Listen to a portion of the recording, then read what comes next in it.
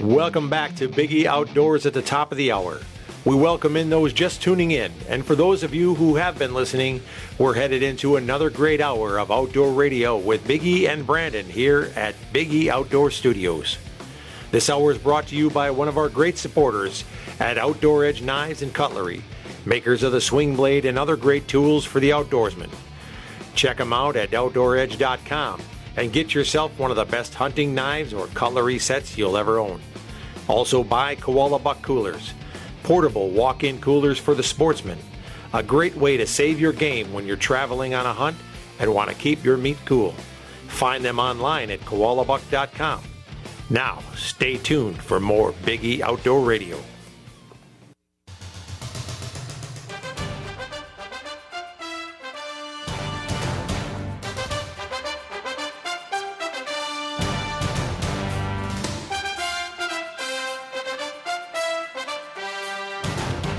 Hey, we're back. We're back with a whole new fresh hour. Fresh. Yeah, you got your amp down, Brandon? Oh. Woo! Yeah, we're good. Oof, that was a spike in the old audio there. You like that? Yeah, Tim jumped over there. He's got sensitive ears. Yeah. So, we're on commandment number 9. Well, yeah, but number 10 is just lather, rinse, repeat. But so let's talk about standing up for other hunters. Brandon, this is something that we don't even need notes on anymore. We speak on this all the time. Oh, yeah. Constantly. Yeah.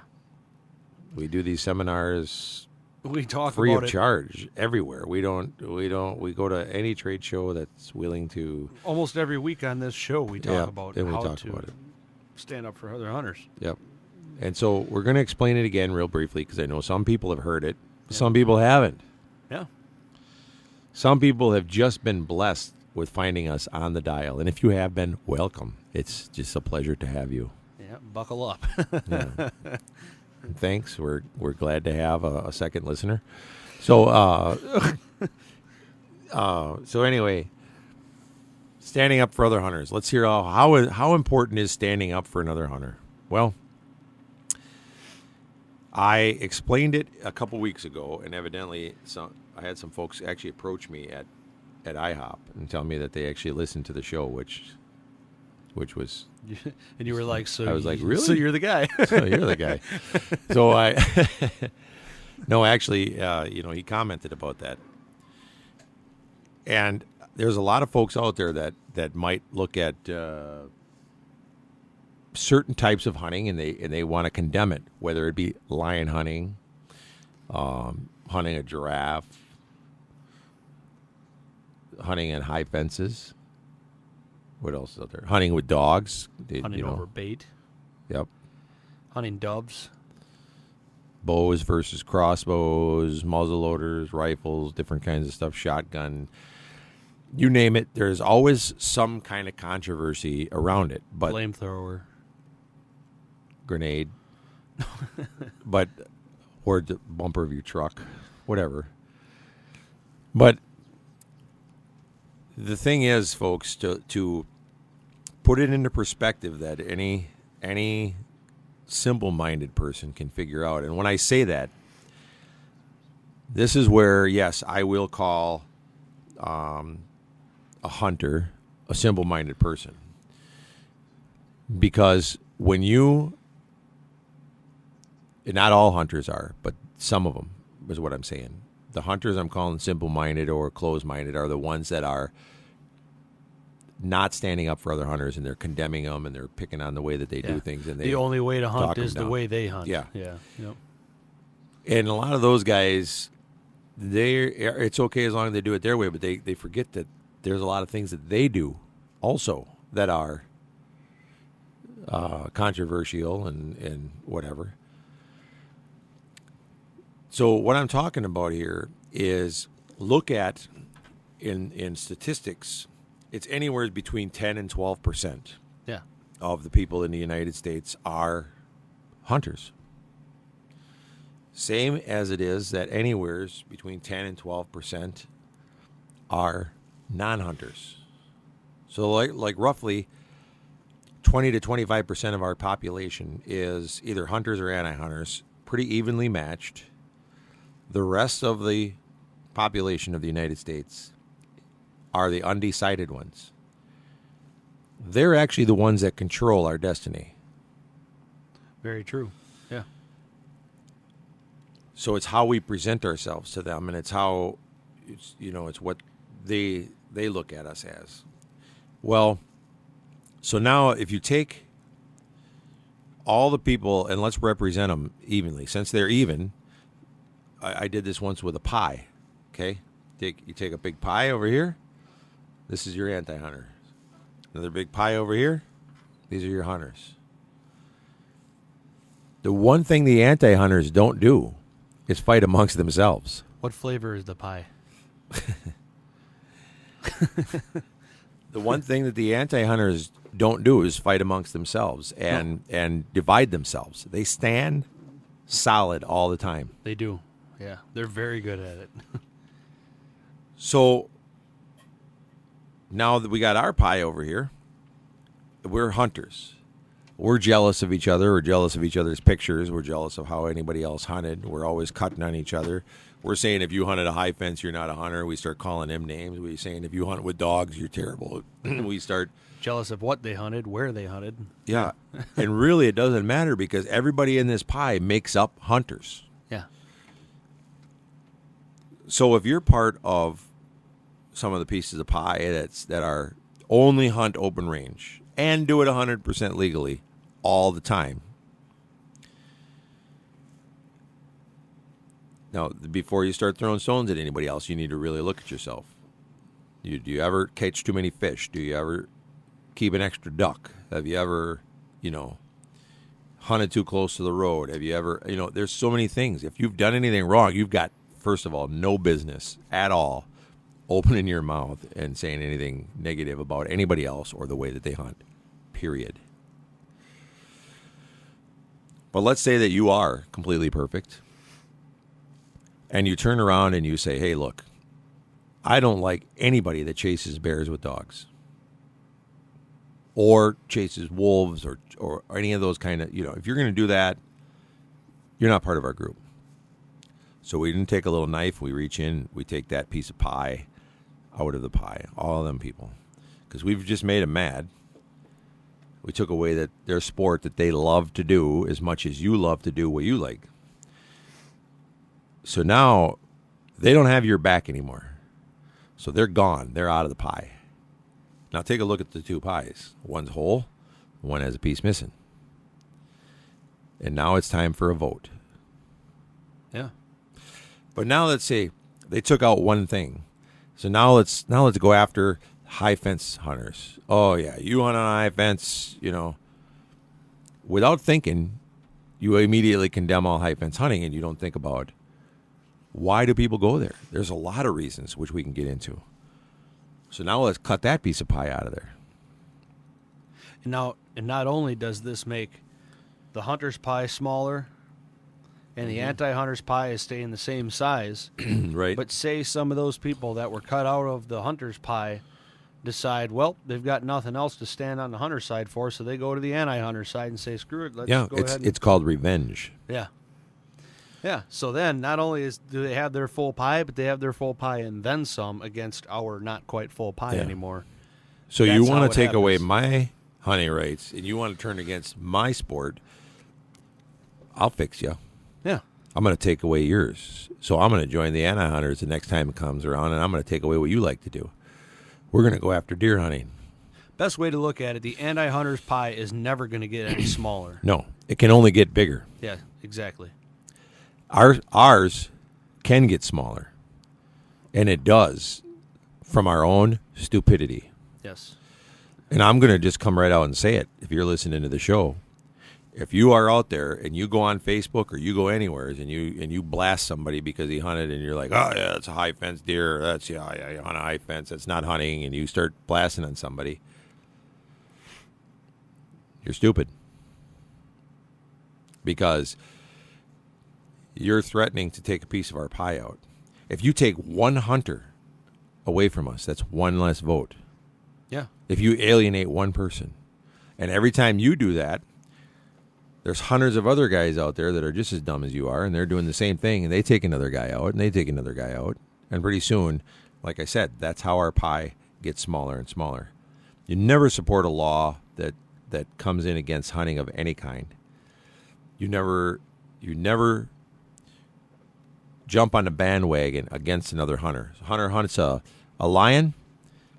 This whole deal with Cecil and this Dennis was a big one. How many hunters jumped on his back? Yeah, exactly. That guy should not have had a single hunter that wasn't rallied around him, protecting him, and standing up for him. Yeah. And said, until the jury is in on this, until they decide what really happened, we should have been shutting down the anti-hunters solid. But instead, the anti-hunters were all over him, and half the hunters. Yeah, the guy didn't stand a chance. And then it comes out that the whole hunt was done perfectly legal, and we still got people talking about, yeah, well, they need to stop hunting lions, they need to do that. Well, guess what? They're about to do that, folks, and I'm going to tell you what's going to happen. They're right now looking at, again, because of all this garbage that went on, they're looking at stopping the hunting of lions. They're going to make it so difficult to hunt them that a lot of these people that are breeding lions and working over there are going to be out of business. Guess what? That's your lion population, people. Yep. The animals are around because they have a value. And I cannot explain it to you any more simple than this. If an animal has no value, it will have no place left in this society anymore, in this world. I don't care whether you want to say that that's right. I don't care whether you like it. I don't care what you want to complain about. That's the way it is anymore nowadays. And here's how that works. I'll explain it to you. I'm a farmer. I got a big piece of land. I live in Africa, for instance. The animals that are on my land, my 100,000 acres of land, have value. If you want to keep wild animals, you have to fence your property. Now, fencing 100,000 acres is a lot of work. But all the people over there, when they buy tracts of land, they do it right away. So that's why you find them the way they are. The reason that that's been done is because over time, as Africa has been civilized, South Africa and places like that, they decided that having rhinos and elephants running through downtown Johannesburg would probably not be a good idea. Because evidently they must have seen the movie Jumanji. So what they decided is that these animals are best kept out in these remote areas and in the wild and things like that. So they want to keep them off the highways. Because there's another thing. You're zipping down the road at night doing 60, 70 miles an hour. And an elephant walks out. Or a rhino. Or a giraffe. It makes our complaints about deer collisions up here look pretty pitiful. And I'm not sure that even, Erie Insurance is a good company, but I'm not sure that even Erie would want to be writing the bill on that thing all the time, So you got to have those big fences there to keep these animals in and off the highways. Where are we at on time? We just about done. Yeah, we're going to go ahead and cut to a quick commercial. We'll be right back. Okay.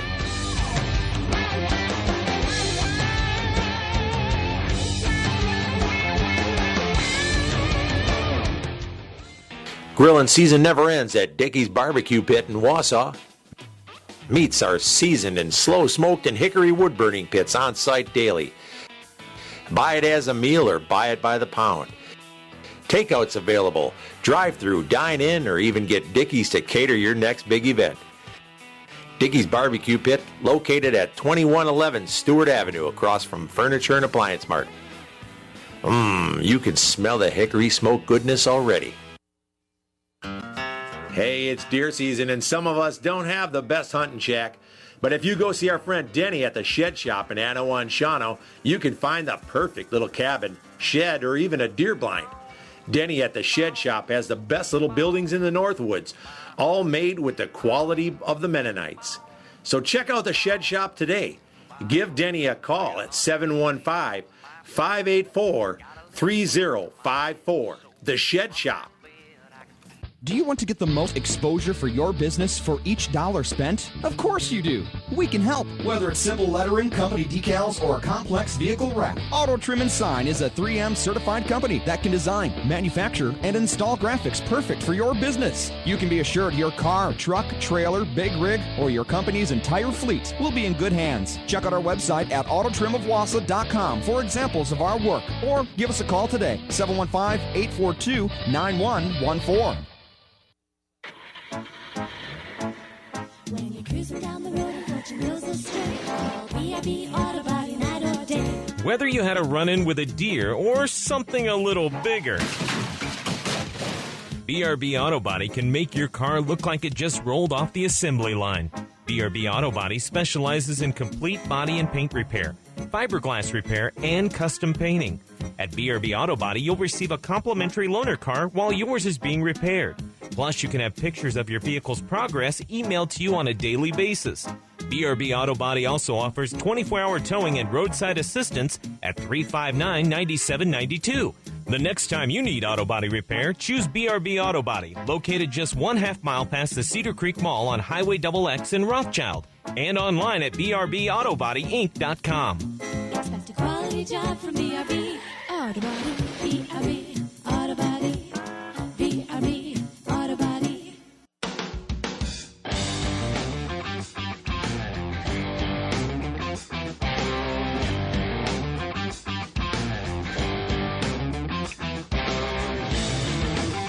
All right, we're back. Are we back? I guess so, yeah. We're back then. So back to where we were talking about why they have this land, and this can go to lots of other kind of hunting, but this makes a good example of showing the value of animals and why people hunt. So okay, let's say I'm a farmer now, or that's what they call them over there. Let's say I'm a landowner anywhere. Okay, I got value in the animals that are there. They're worth something. People hunt them. You can make money being an outfitter. You can make money letting people hunt your land. You can hunt them yourself. But all of a sudden now, the anti-hunters win. Or the hunters jump on the back of another hunter and get him make such an uproar that they ban a certain kind of hunting, like lion hunting, for instance. Now the lions have zero value. Well, if they got zero value, what do I want them around for? And I can tell you that the reason that the lions are thriving and coming back over there is because of hunting.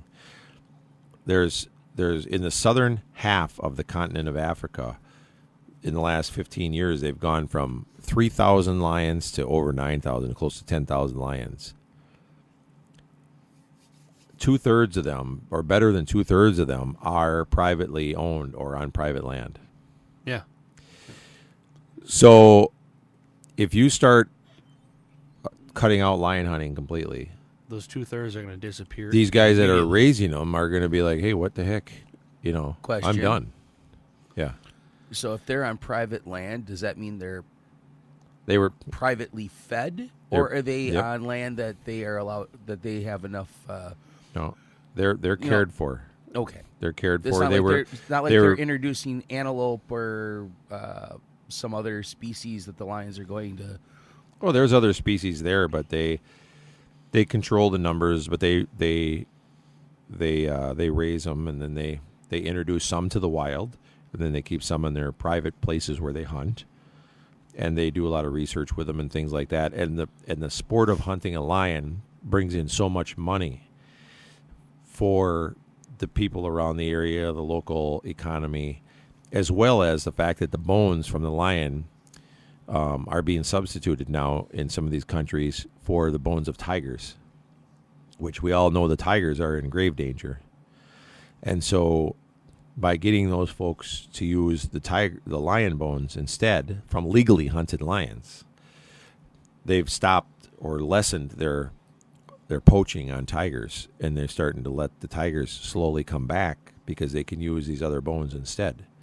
So the trade of bones from legally hunted lions has significantly helped the tiger thing. But it also, but most importantly, the legally hunting of the lions is what has brought the lion population up. If you ban hunting lions, which they almost did a few years ago, what happened is, as soon as they started talking about it, all these guys put their lions on sale and said, hey, they're going to be done. We're not going to be able to hunt them here. So you might as well come on over, get a good deal, hunt your lion, and get it over with, because we're shutting down. That's what's going to happen. 2/3 of them lions going to be gone. After that, if you ban hunting completely, I'm going to point to Botswana. Botswana is probably one of the most recent countries over there in Africa that recently banned hunting. Yeah.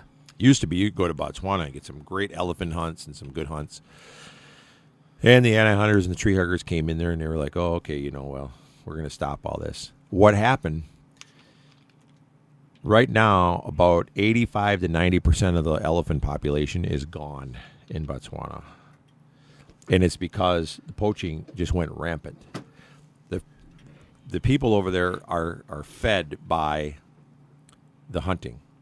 And the hunters are careful to manage. They trophy hunt. And this is where it's good to be called a trophy hunter. I don't care what anybody said. Trophy hunting is when you go in and you are looking for the proper animal to take out. That's your trophy. And a lot of times in trophy hunting, when you're looking for that, maybe you're not as concerned about taking all the meat home. But that doesn't mean you leave it waste and leave it lay. You take that meat, and that meat then gets used by other people. It goes into the donation, or you use it for the locals and things like that. So in Africa, there is no such thing as meat waste, unless it's poached. Poaching definitely wastes meat. But what's happening is once they stop hunting, then of course there's no funding for the law enforcement and the people to protect. And the poaching took over and pretty much wiped them out. That happened in Kenya. It's Botswana now, and it will happen in any country where they ban hunting, because the farmers, the people that own the land, then are sitting there saying, hey, I got 100,000 acres of land that's pretty much worthless. I can't hunt it. So my land is worthless, I need to get the bulldozers in here, knock the trees down, plant crops, and get all these doggone wild animals out of here. Yeah. Because they're just going to eat my crops. I don't want them in here. I don't want any carnivores in here, because I don't want them eating my sheep and my cows and my kids and things like that. So we got to wipe them out.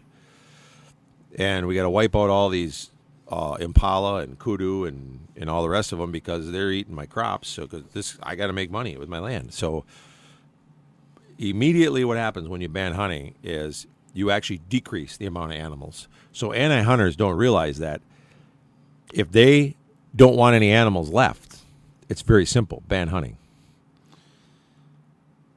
You ban hunting, there won't be any animals, because they will have no value, and nobody that owns land will want them around. The other thing is that, and this I'll point out, if you're out there and you're preaching the vegetarian thing, all right, I'm gonna just change coins for you. Let's pretend I'm on your side.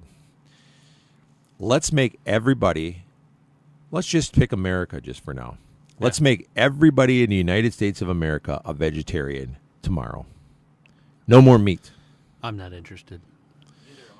But I'm just saying. Yeah. Let's just look at it. We're all vegetarians now. Well, guess what? We got to produce a lot of vegetables. We got to produce a lot of crops and a lot of vegetables. Guess what? Ain't any room for those deer to be grazing on our vegetables. I'm shooting every deer, every rabbit. Deer, rabbit, anything that comes out there nibbling on our greens is dead. So have you two seen the meme, or whatever you want to call it, something about directed at vegetarians, saying that more or less that, yeah, I was helping out all the vegetarians. I shot the deer or killed the cow that was eating all the vegetables. Yeah. Well, pretty much, folks. That's exactly the way it is, because we if first of all, Or there, why have cows if you're not going to eat them? Let's get rid of the cows. And wait, no, we're not getting rid of cows. I like milk with my cereal. Thank you very much. You can't have milk. If you're a vegetarian, you can't drink milk. Yep. Sorry. I don't like this idea. I don't. Well, I don't either. But I'm just saying. So we're going to make everybody vegetarian. So if you win right now, anti-hunters and vegetarians, you win. We're done. And we will go to your side. But that means all the animals have to die in order to be able to do that. Yep. All the birds, all the animals. So be careful what you wish for. Because your win might be your loss. And you have no idea what you're asking for. Wait a minute. Okay, I'm just going to take this one step further. So based on that scenario, yeah. Do you know how many, well, actually, I was just thinking about the veterinarian side of it. They're done. But we don't need them anymore. Yeah, but then you take, dawned on me, there's the packaging plants. Yeah. Or people out of jobs. Yeah. I mean, what about your dogs and cats? What are they going to eat? Because you won't they have really any don't dogs like and cats. vegetarian food. Yeah. You said all animals are gone. There wouldn't be no dogs and cats. The dogs and cats, that's what they would make their claim that they don't eat any vegetables. Well, right, they eat meat, but the things that they eat have to eat vegetables, so we have to kill them. And besides that, then you get take another thread. Then there's no but the whole pet food industry is done. So how many more people are you talking are out of work? It just keeps on going. But it gets me because they'll sit there and they say, "Oh, I'm a vegetarian. I don't eat."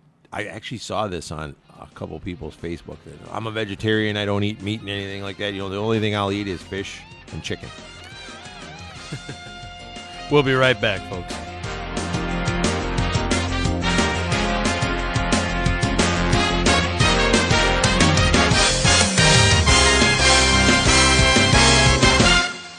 It's the ultimate tailgate event. Your chance to score. Big savings at Stark GM of Merrill. Last month, Stark finished 22nd in GM certified sales in the entire United States of America. So if you're looking for a GM certified pre-owned, Stark is the place. Find 30 certified pre-owned cruises starting at $9,995 or $149 a month. Choose from 14 GM certified Chevy Impalas starting at $12,988 or $196 a month. Or lease a new 2015 Chevy Cruze, just $69 a month. And Stark is your truck headquarters. And that's why you can save up to $11,000 on select 2015 crew cabs. Hurry! This ultimate tailgate event ends soon at Stark GM of Merrill at Highway 51 in Kew. Or visit us at starkmerrill.com.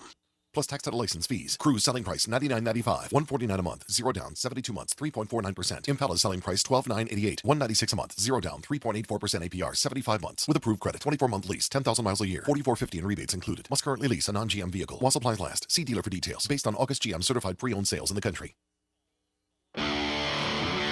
Looking for the perfect gift for your hunter? How about some hydrographic dipping? Check out Adrenaline Hydro down at the Cedar Creek Mall. They're located in the Biggie Outdoor Museum and Pro Shop. You'll find the hydrographic solution to all your needs. Let Adrenaline Hydro put a custom look on your gun stock, deer skulls, bar glasses, car and truck rims, or even put a graphic design on the entire interior of your car or truck. Come see us for a deer season special. Bring us your deer head, uncleaned, and we'll beetle clean it and dip it with your choice of over 1,000 different patterns for only $125 for the whole package. Get on down to Cedar Creek Mall and grab a gift certificate for this now before the special ends. That's Adrenaline Hydro down at the Cedar Creek Mall, located in the Biggie Outdoor Museum and Pro Shop.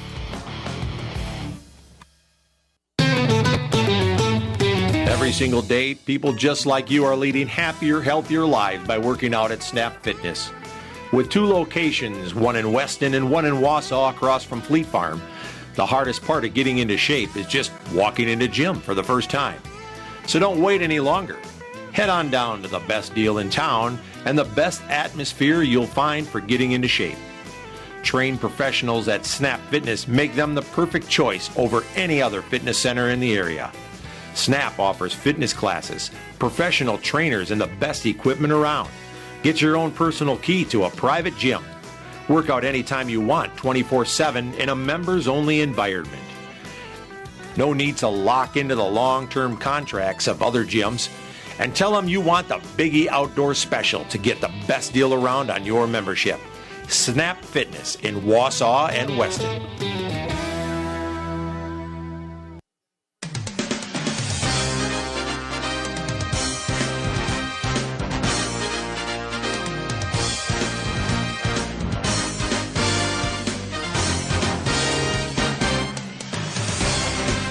Yeah, we're back. Here we are. Yeah, that's right. So you were saying the vegetarians claim they only eat fish and chicken because they don't eat meat. Some of them, yeah. Some of them, they only eat fish and chicken. That makes a whole lot of sense. But, you know, yeah, because that's not meat.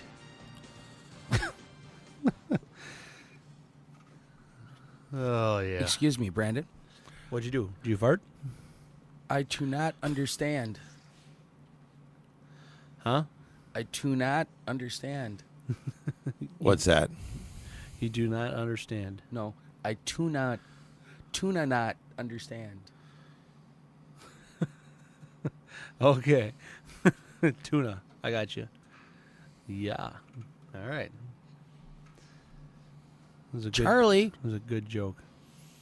Mm-hmm. Who's Charlie now? Starkist. He is young. The tuna commercial with Chart. Oh, Starkist. Yeah, yeah. Wait, Starkist. I thought that was cat food. Lord. I'm just kidding. Anyways. Whatever. So that was a interesting scenario or a picture that you painted. If we all went vegetarian, I can tell you right now that won't happen anyway. But the thing is that I mean, it's like they don't think about it's like the consequences of what they're screaming about. They just want compliance. Yeah, which is a liberal mindset. I mean, you give them their way on that, and they'll start screaming about something else. And eventually it'll come back around. You keep giving them their way, it'll come back around, and they'll contradict themselves. Well, I'm sure that there's going to end up being rules on what kind of vegetation we can eat because some of it will probably have feelings. Oh, my God. Yeah, here we go. You're right. You are right. It'll happen. Don't let it happen again. Because plants are living, breathing things. Yeah. Yeah. You realize what you just said, Brandon. What? You gave Patrick credit for being right on air. Oh, yeah. No, he's got his moments. He really does. So, in other words, this is you hear that? Somebody's talking in my ear. Yeah, now I hear a sportscast in the background. Yeah, it was when that mic was pulled down. There it is. Yep. Oh, that's not a sportscast. No, it's that's a preacher. Christian radio. Now lift your mic up. Yeah. Gone. Nope, still there. It might just be in our earphones. It's gone now, yeah. Yeah. I don't know, that's weird. Huh? If you can hear anybody preaching, it's gone now. call us. Yeah. 715-298-9888 because we'd like to know if it's just us getting the feedback. We are hearing things in this. I've been hearing things all morning. I am losing it. The studio folks. is haunted. I'm sitting here and the microphone goes flying up to the ceiling, and you're over there looking at stuff, listening to noises, and and people wonder why we sound like we're distracted. Sometimes it's completely because we are. Yeah, we have. There's things going on in this studio that we cannot explain to you over the radio. Yeah. You need a webcast. That's what we need. Yeah. Oh yeah. We said we were going to get that going. We just haven't done that yet. No, we gotta get somebody to run the camera. But then we would have to be dressed when we did the show. Yeah, I like sitting here with my pants off. What are you digging for behind me? Making me nervous back there, He Tim. does. He does fidget around a lot. I noticed that. We're doing the radio show, and our operator here is technically he's bouncing around and digging around, and now he's in the other room, and who knows? We just said a bad word. Oh, yeah. Let's see if he can get in here in 5 seconds. Too late. Oh, man. Oh, yeah. So, anyhow, Yeah, on this vegetarian thing of a bobber. Yeah, here we go again. Folks, as ridiculous as that sounds, I'm pointing it right back to the lion hunting thing, to the giraffe hunting thing, and people say, "Oh, why would you shoot that? Why would you shoot a deer? Why would you shoot a rabbit? It's why would you shoot a wolf?" So, you're going to find out why you'd shoot wolves here really soon. I can tell you that. If it comes down to it, I could find a good recipe for wolf. A rabbit makes a good stew. If I need an excuse, You cook the wolf down enough, I think there's rabbit in it. Yeah. Oh man, yeah. Of course, then that would mean we could eat coyote too. Ugh. Them things stink. You ever smelled a coyote? Yeah. Yeah. Where did the term coyote ugly come from? You seriously don't know the term? You don't know how that happens? Oh, I can't remember. Well, basically, you go and get, like a lot of people probably woke up on New Year's Day wondering what in the heck they were thinking the night before, and they rolled over and they seen what they went home with, and rather than pulling their arm out from underneath the person they woke up next to and waking them up, they'd rather chew their own arm off and leave quickly. Coyote ugly. The coyote chews his own leg off and he gets caught in a trap. Okay. You understand? Well, that's the joke made around it, but the term was around long before that, I think. I like that term a lot better anyways. Yeah. It's fun to explain. Yeah. Well, actually, that's like one of the stages of ugly. I mean, there's paper bag. That's where you... No, we're not gonna. That's where you she's ugly. You make her wear a bag. Stop it! Stop! Just stop it! There's Hey, double bagger. That's where you wear one too, just in case hers breaks. And then there's a triple bagger. That's where you leave an extra bag by the door in case your buddy walks in. And then coyote ugly. That's the top. That's the epitomis. Sometimes we get so far off track on this show. Well, it's entertaining as heck, though. Let me tell you. To who? Me and the other two listeners. Yep. Mm-hmm. I'm on this outdoor news website looking to see what's new in the outdoor news. Yeah. But they're talking about spring gobblers await, and they might as well pump that up because it's about the only thing we got left to hunt in the state of Wisconsin. They'll probably start killing them off next too. Officials say that a popular buck was poached in a Milwaukee County park. Was his name Cecil? No, known locally as Bowtie. Oh Lord, he did have a name. Who names these animals anyway? Oh boy. Oh my gosh, somebody whacked Bowtie. So what happened? Well, I'm clicking on Let's the find out article about right Bowtie buck. Was he really big or what? Got a picture. He's a good one. Yeah, Wauwatosa, Wisconsin. A poacher allegedly used a crossbow on December 13th to kill a well-known buck in a Milwaukee County park, known locally as Bowtie because of the shape of his white throat patch. And the buck frequently had been seen by visitors to the Menominee River Parkway in Wauwatosa. So, what a shame. Yeah, there was a wildlife photographer that had chronicled the buck's life for more than 8 years, thousands of photos. He appeared in calendars, magazines. Video and photos of the buck also appeared in several episodes of Deer Hunt Wisconsin TV special. He normally spent his winters near the Blue Mound Golf Course. Well, that's because there's probably lots of old ladies with bird feeders around the golf course, and he's going over there getting a free meal. It's probably one of them old ladies that whacked He him. was pushed out by construction along the parkway and moved to 3/4 of a mile north into a more desolate area where he was more vulnerable to a poacher. There we go. 2 years ago, Crawford posted weekly photos of the buck's antler growth on social media sites, and he was not a tame deer. Yeah, couldn't get real close to him. City deer get used to moving in and out of people's way. Hold it. So he wasn't in the park anymore. No. Then why was he poached? There was bow season going on December 13th. Yeah, exactly. He was moved about 3/4 of a mile away from there, where it was more desolate. So they're claiming that he was poached. Here we go. A hiker says he spotted the alleged poacher with the dead deer and called 911 to report the incident.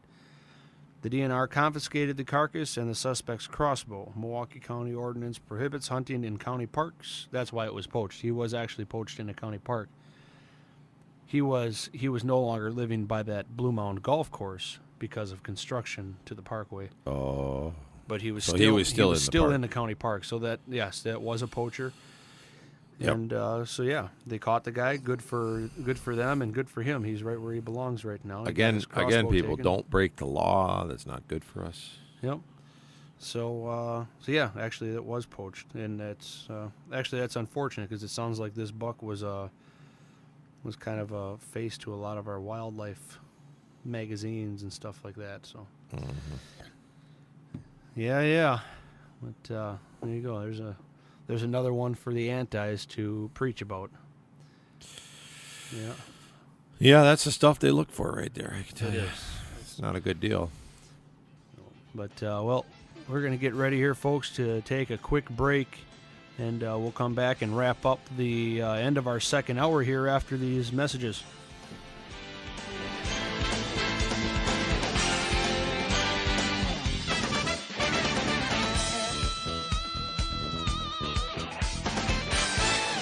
My brother Paul was a real Renaissance man, a big city ER doctor, an outdoorsman, and always the smartest person in the room. When he was killed in a deer vehicle collision, I thought it was a freak accident, but I was wrong. Each year, deer vehicle crashes cause death, damage, and injuries. About 1 in every 100 drivers is likely to have a collision with a deer. For tips to avoid hitting a deer and the best rates in town, visit Champion Insurance in Weston. Troy Champion, your personal Erie insurance agent. A message from Troy Champion Insurance and Erie Insurance Agencies. Blazing Gifts at 1701 North 6th Street in Wausau is your downtown destination for novelty and specialty gifts. Stop in and check out Blazing Gifts for t-shirts, knives, and other specialty items, including incense, candles, and more. Blazing Gifts handles items not found in everyday stores, even custom decals made to order. Check out Blazing Gifts at 1701 North 6th Street, downtown Wausau. Big E Outdoors, located at Cedar Creek, is reopening its doors soon after its new remodeling.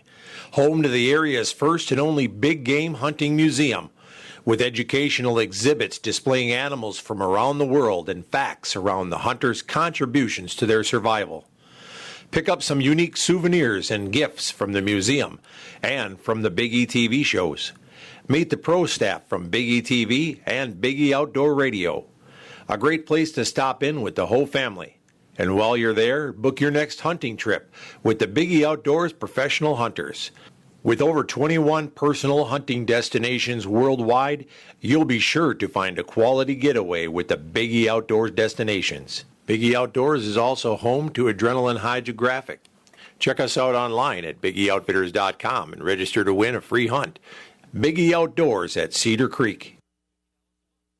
So this guy came into the store recently and he said, it's my 30th anniversary and I want to get something fine for my wife. I haven't bought her jewelry in a long time and it's time. Well, of course, we agreed and we helped him find a diamond bracelet that we were quite sure would blow her socks off. Well, a few days later, he came back into Jim Creshock's and we asked him, so did she like her bracelet? He looked at us and he smiled and then he said, well, she liked it so much that she... And then he stopped smiling. She liked it so much that she... What? We said. Well, She liked it so much that and then he stopped again. And then we got it. So she's very happy, I said. And he nodded. And you're very happy, I said. And he nodded again. And I said, now that is what we're talking about. We're Jim Kreshock Jewelers on Rib Mountain Drive. And nobody renders guys speechless quite like we do.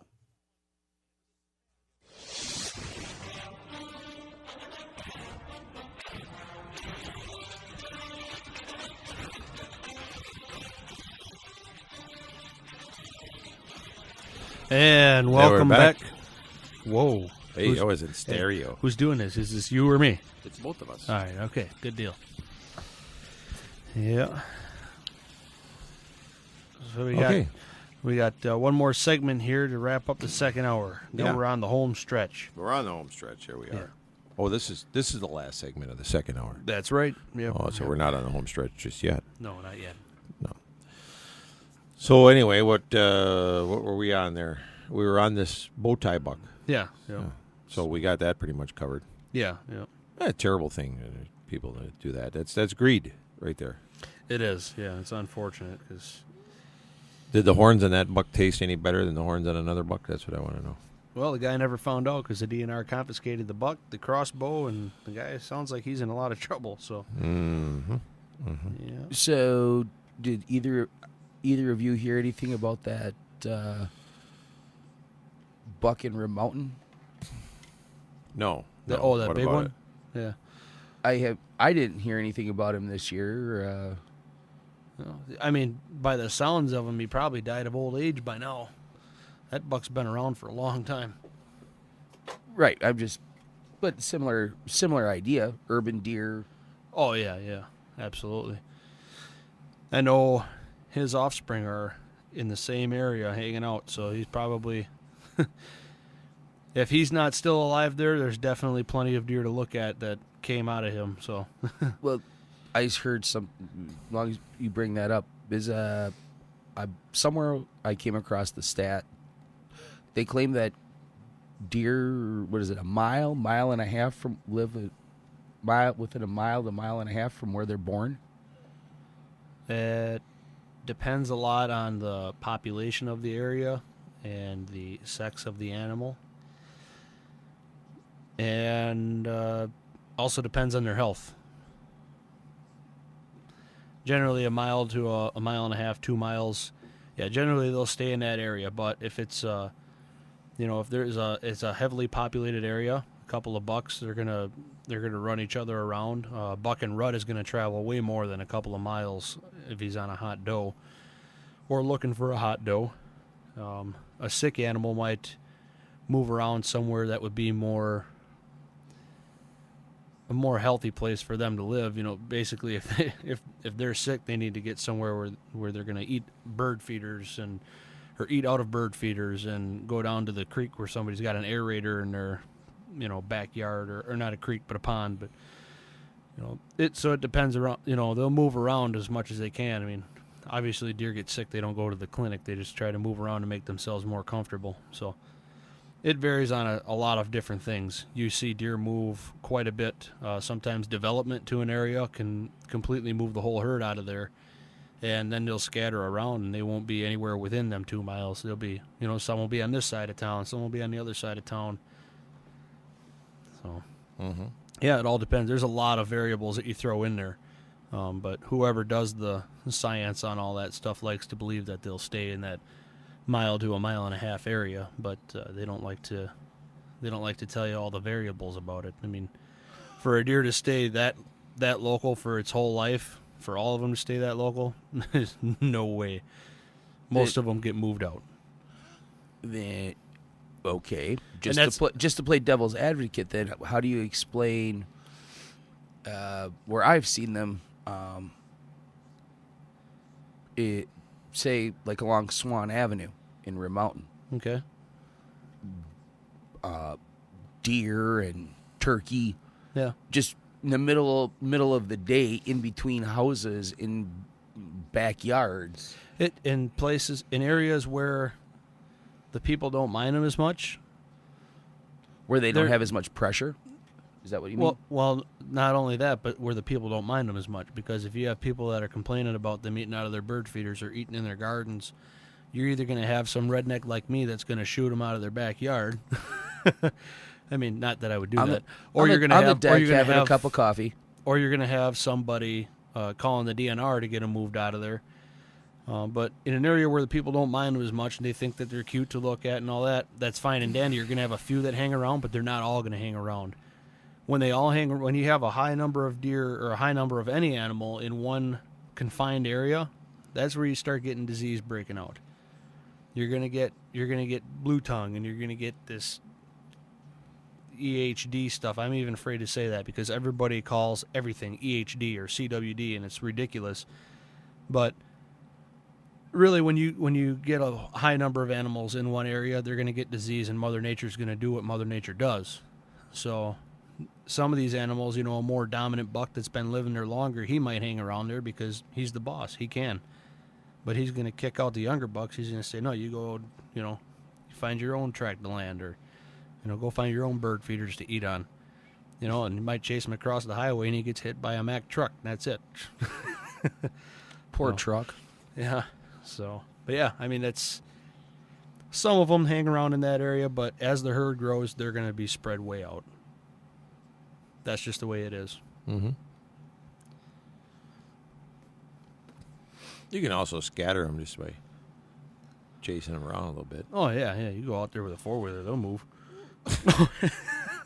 They can run more than a mile. Yeah. I also saw another article here on the Outdoor News, and I'm just going to kind of brief over it. I'm not going to read the whole thing because I read it while we were on commercial break. Ooh, you read? Just talking about what to do if you find a dead buck this winter. A lot of people that do the shed hunting and all that, they love that. It's almost like another hunting season for people. They go crazy over it, and you find these deer that maybe they had been gut shot or maybe they died of some other cause, and you find them where they died in a good rabbit area, in a brush pile somewhere. Regardless, they call them deadheads. They're bucks that still have the head and the horns are all attached. Might be strung up on a barbed wire fence somewhere or whatever. Some states you can take these deadheads, you can take the head and the horns without needing a possession tag. But you have to do your research depending on what state or what area that you are shed hunting in. If you come across one of these deadheads or one of these carcasses, you need to make sure you know what the laws are because you might have to actually contact a conservation warden to get a possession tag. If you take that, it is just like poaching an animal, and you will get in a lot of trouble. And a lot of people don't understand why, but the jealousy will spark in people, in other hunters, in other shed hunters. The jealousy will spark in them just like it does when somebody gets a 180-inch buck across the street from the land they've been hunting for 10 years. You go out shed hunting and you find a 180-inch deadhead buck. They're going to make sure that if you don't have that thing properly tagged, if you need to have a possession tag on it, they're going to call it in because they're jealous. Oh, I could have had that and I would have done the right thing and gotten a tag. Well, if you don't have a tag, my friend, you're going to lose your deadhead and you're probably going to get a big fine. So be careful, folks. When you're out there shed hunting this winter, you come across a deadhead. If you're in an area where you need a possession tag, do the right thing and get one so you can keep that trophy. So, you find anything else on there, Big E? No, not just yet. Oh, all right. No, I was just curious if you had seen anything. I didn't know if you were searching the outdoor news or not. Actually, you're doing a good job right now, so you're right. helping me out. What else you got? All right. Well, I seen you give me that look like you were busy. So I'm sorry. Yeah. What's that one right there? Which one? There's 5 of them. So. Oh, the statewide. You'll expect it up. We all know that's BS. Yeah. They keep pumping that out there all the time. Yeah. So. Yeah. Did you ever hear the final findings on that BS? Oh boy. Well, I'll click on this link here and see if I can figure it out. That might be an old post anyway, because I think that all of a sudden that got real quiet and they haven't done anything with it. So. Yeah, it's an old post. Yeah. So. Yeah, but those I guess are the 2 most appealing articles that I found. Another one here actually is one that is good for us. Deadlines for 2016 Western big game hunting opportunities loom. Mm-hmm. I'm going to look into this here while we go on our break, because we got a break here in about a minute, and I don't want to rush into that. Yeah. I actually want to look for it and find out what all that is and talk about it a little bit, because you and I need to make sure we make that deadline this year for Colorado. We need to put in for our tags. Oh, yeah. So. I thought you were talking about the deadline for when the hour was up. Oh, no. Oh. So. Yeah, we always like to go out there and do the do-it-yourself thing out there.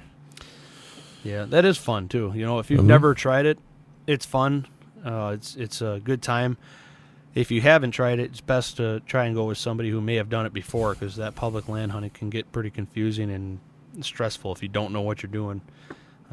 We've done it a few years, and we really enjoy it, like getting up early in the morning, climbing up the mountain, and finding that you missed the herd by a half a day. Yeah, there you go. Yeah, so. All right. Let's take a quick break, Brandon. All right, we'll take a quick break, folks, and we'll be back with a brand new final hour of Biggie Outdoor Radio.